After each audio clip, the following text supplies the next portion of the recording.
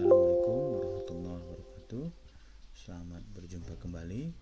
Pada pertemuan kali ini kita akan membahas materi berikutnya, yaitu tentang angka kecukupan gizi.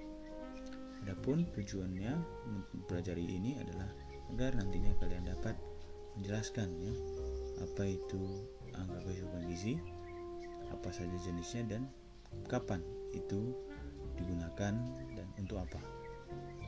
Jadi materi kita dimulai dari definisi angka kecukupan gizi atau AKG, jenisnya hingga bagaimana menggunakannya.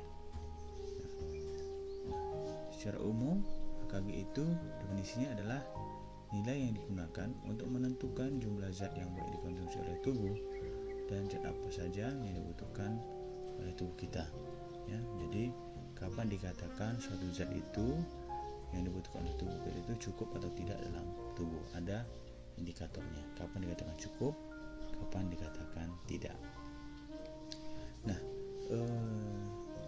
dalam istilah lain AKG itu ada lagi namanya, dikenal juga dengan DRI, yaitu Dietary Reference Intake.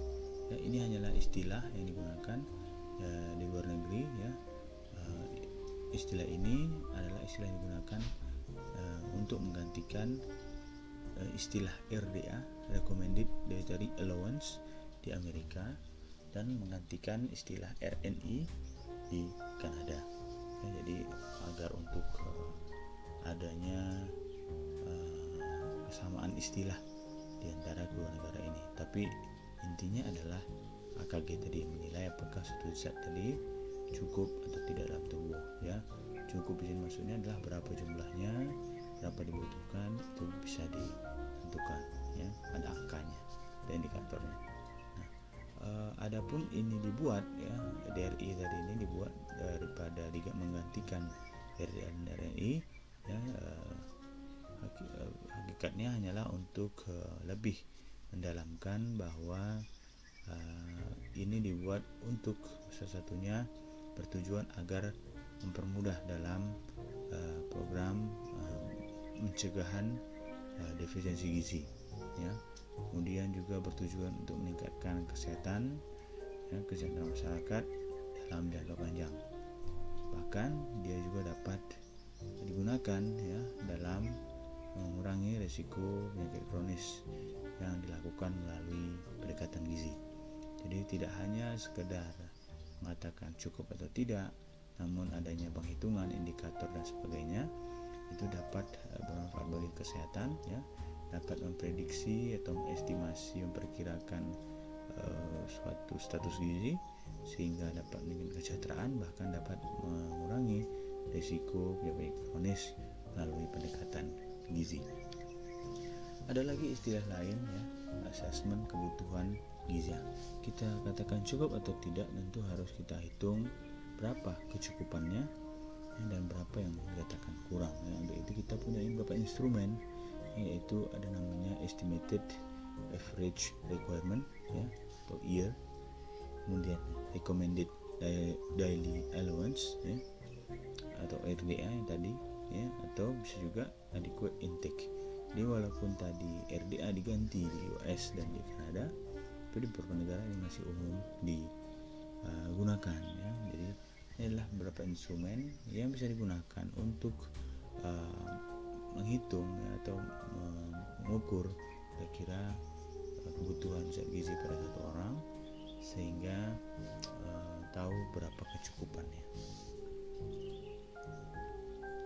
Nah, kemudian ada lagi namanya UL atau Upper Intake Level atau Upper Limit juga, itu batas atas suatu asupan gizi tentu yang masih diperbolehkan atau ditoleransi oleh tubuh, agar tidak terjadi efek toksik dari suatu zat yang dimakan tadi.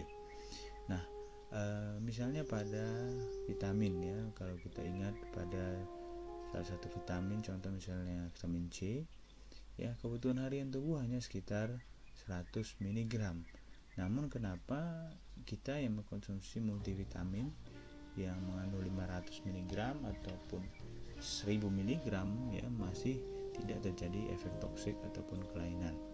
Nah, itu oleh karena upper limit daripada atau upper intake level daripada vitamin C ini cukup tinggi, cukup besar ya, cukup panjang, yaitu di atas 3000.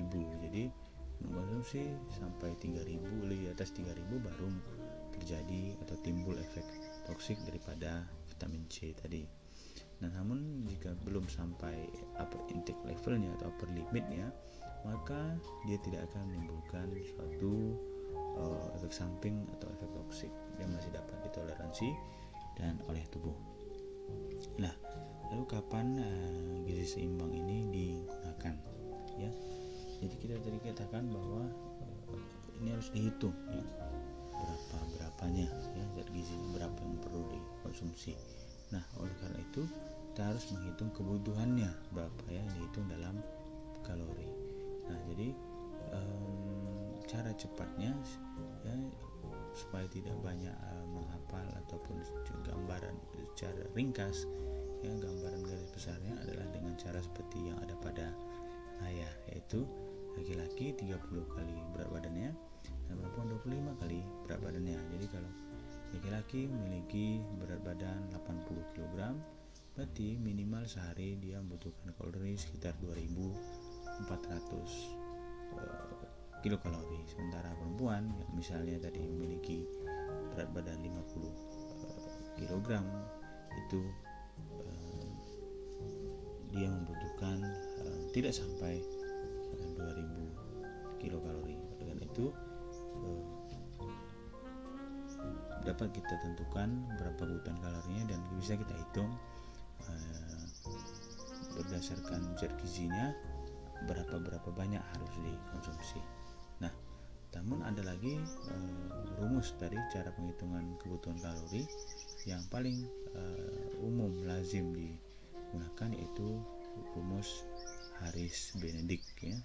Berbeda untuk pria dan untuk wanita. Ya, ini tentunya lebih akurat karena dia juga tidak hanya berat badan, tapi juga memasukkan variabel tinggi badan dan usia ya. Nah, tapi secara cepat bisa pakai tadi. Tapi kalau mau lebih detail dan lebih presisi ya, gunakan rumus Harris-Benedict. Namun ada juga rumus-rumus lain, namun yang umum dikenal adalah rumus ini. Nah, ya, selain dengan cara cepat ataupun dengan rumus Harris-Benedict tadi, masih ada cara lain lagi, misalnya dengan menggunakan IMT ya. Nah, jadi jika IMT dan juga menilai daripada variabel aktivitasnya ya, jika keseringan, sedang dan berat, dan bagaimana kondisi status gizinya pada saat itu mempengaruhi berapa besar kebutuhan kalori yang dibutuhkan. Atau misalnya orang yang normal ya, IMT-nya 20 ya. Nah, tentunya kita IMT 20 itu kita tahu berapa berat badannya, berapa tinggi badannya ya kan. Nah, kemudian kita lihat aktivitasnya. Kalau dia masuk aktivitas ringan, dominan dalam setiap kegiatan dalam satu harinya adalah aktivitas ringan, maka kalori yang dibutuhkan 30 kalori dikali dengan berat badannya. Kalau berat badannya dari 80, maka dia hanya 2400. Namun jika aktivitasnya berat, maka dia bisa membutuhkan sampai 3200 kalori. Nah, oleh karena itu kembali juga rumus yang pertama tadi ya, rumus cepat hanya untuk secara cepat, misalnya dalam melakukan screening ya, atau membutuhkan hasil cepat. Namun ada beberapa metode lain yang dapat digunakan dengan presisi yang lebih baik. Nah, contoh aktivitas ringan tadi ya, contoh menyetir, mengajar, berjalan ya, yang dikatakan sedang, misalnya berjalan cepat ya, atau kerjaan ibu-ibu di rumah tangga ya, nyapu dan sebagainya. Kemudian aktivitas berat yang termasuk ternyata dansa ya, juga termasuk aktivitas berat ya. Karena itu jika tidak suka berolahraga, boleh diganti dengan yang lainnya. Nih, kerja bangunan ya, kuli bangunan dia aktivitas berat. Karena itu wajar kita lihat para tukang bangunan itu makannya banyak-banyak porsinya. Memang secara ini dia membutuhkan kalori yang lebih banyak. Ini lagi berdasarkan kalau ini berdasarkan jumlah kalori yang dibakar pada saat kita beraktivitas, ya. Ternyata tidur 1 jam saja itu sudah membakar 65 kilokalori, ya. Jadi lari 660, ya. Jadi bisa dilihat di sini bahwa bahkan yang kita pikir tidak menggunakan tenaga, ya, ternyata juga membakar, terjadi pembakaran di sana, ya. Sehingga itulah yang mempengaruhi bahwa aktivitas mempengaruhi besar kalori yang dibutuhkan dalam sehari-hari. Nah, ini adalah contoh aplikasinya, ya. Jika setelah dihitung dibutuhkan misalnya seorang itu per hari ini sekitar 2000 kilokalori misalnya, setelah dihitung tadi, maka jika kita kembali ke konsep awal bahwa zat gizi makro itu karbohidrat porsinya 65%, sekitar 65%, ya, protein sekitar 25% dan lemak sekitar 10%, maka ini semuanya dari si 2000 kilokalori tadi. Maka dalam sehari dibutuhkan kita mengkonsumsi karbohidrat sebanyak 325 gram, protein 125 gram dan lemak 22 gram, ya. Namun memang sedikit kita mengalami kesulitan. 325 gram ini seberapa banyak, protein 125 gram ini seberapa banyak, dan lemak 22 gram ini seberapa banyak. Nah, jika kesulitan dalam ini adalah, maka yang perlu kita timbang-timbang adalah proporsinya, ya, perbandingannya. Kita lihat bahwa lemak itu 1/6-nya protein, ya. Protein itu 1/3-nya karbohidrat. Nah, kenapa karbohidrat paling banyak? Karena karbohidrat adalah sumber energi, ya. Adapun protein itulah yang untuk sel-sel kita, ya, untuk daya tahan tubuh kita dan sebagainya. Adapun lemak memiliki fungsi lainnya, ya. Oke, walaupun dia hanya 22 gram, tapi kita lihat dia menyumbang kilokalori yang tidak terlalu jauh, ya. Jika secara gram dia 1/6, tapi ternyata hanya setengah daripada protein secara kilokalori. Ya, oke, jadi kesimpulannya ada banyak istilah dalam yang digunakan dalam menyebutkan angka kecukupan gizi, ya. Di Indonesia dikenal dengan AKG. Ada istilah-istilah lain seperti DRI, ya, RDA, dan lain-lainnya, masih banyak lagi. Ada lagi upper limit, upper intake level dan semacamnya. Itu adalah semuanya adalah untuk mengukur, ya, angka kecukupan gizi pada seseorang. Adapun kecukupan tadi dapat dihitung dari angka kebutuhan kalori harian, ya. Ada beberapa cara, ya, yang dapat digunakan, ya, baik secara cara cepat ataupun menggunakan rumus-rumus tertentu, atau berdasarkan penghitungannya itu berdasarkan IMT dan juga berdasarkan aktivitas fisik harian. Nah, dan ternyata semua aktivitas baik yang pasif maupun yang aktif itu berkontribusi dalam proses pembakaran kalori dalam tubuh, ya. Oleh karena itu cenderung rumus-rumus yang digunakan untuk kebutuhan kalori yang lebih kompleks tentunya akan menghasilkan hasil yang lebih akurat atau presisi, ya.